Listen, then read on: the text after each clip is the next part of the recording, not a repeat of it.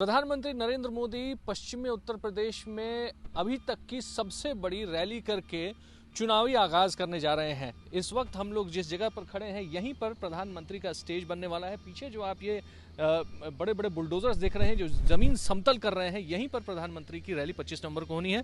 जेवर में जो इंटरनेशनल एयरपोर्ट बनने वाला है उसका भूमि पूजन ठीक इसी जगह पर होने वाला है। कितने लोग आएंगे, क्या चल रहा है, प्रधानमंत्री नरेंद्र मोदी का पश्चिमी उत्तर प्रदेश में आना और ये एक विकास का मॉडल चुनाव में लेकर के जाना कितना कारगर रहेगा इलेक्शन में, ये बताने के लिए हमारे साथ जेवर के विधायक धीरेन्द्र सिंह हैं। धीरेन्द्र जी, बहुत जोर शोर से काम चल रहा है और ऐसा देख करके लग रहा है जैसा आप लोग दावा भी कर रहे हैं कि ये सबसे बड़ी रैली अब तक की होगी पश्चिम उत्तर प्रदेश की।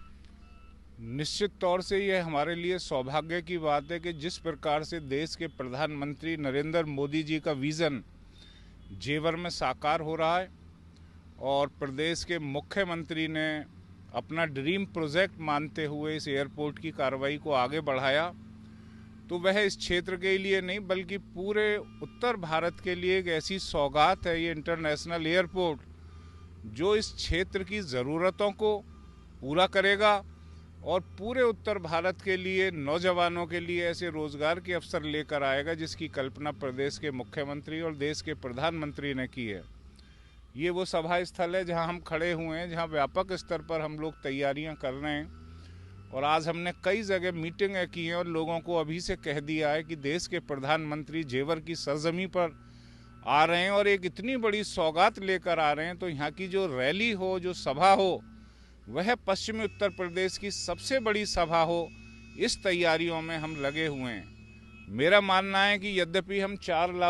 लाख लोगों के लिए ग्राउंड की तैयारी कर रहे हैं, लेकिन हमारा मकसद है कि हम 2.5 से 3 लाख लोगों को इस रैली में लाएं,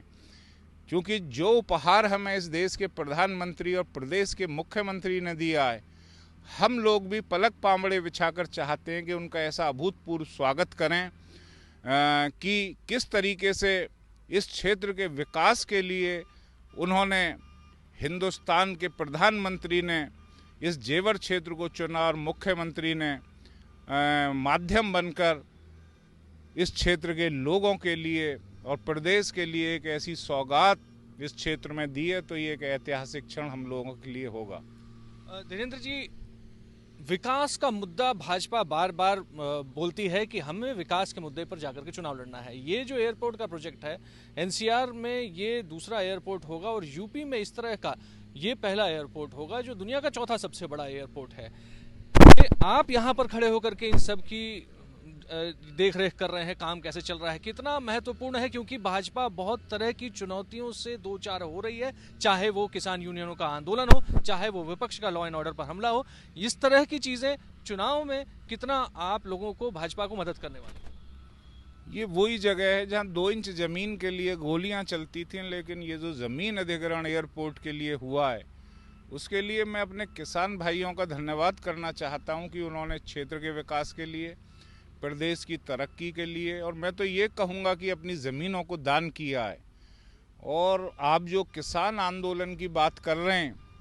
देखिए किसान आंदोलन चल रहे होंगे, लेकिन मैं ये दावा करता हूँ कि स्वामीनाथन आयोग की रिपोर्ट को अगर किसी ने इस देश के समक्ष लाकर रखा तो वो देश के प्रधानमंत्री नरेंद्र मोदी हैं। अगर किसानों के 36,000 करोड़ रुपए के ऋण माफ़ किए,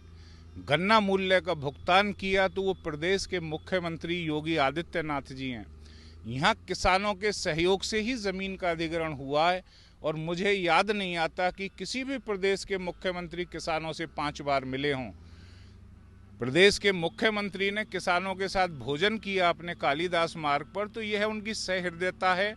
और किसानों के प्रति जो सम्मान उनके हृदय में, उसे यहाँ के किसानों ने देखा है, तभी एयरपोर्ट का रास्ता साफ हो पाया। एयरपोर्ट का रास्ता साफ हो चुका है और अब इसी जमीन पर नरेंद्र मोदी आएंगे और यहीं भूमि पूजन होगा।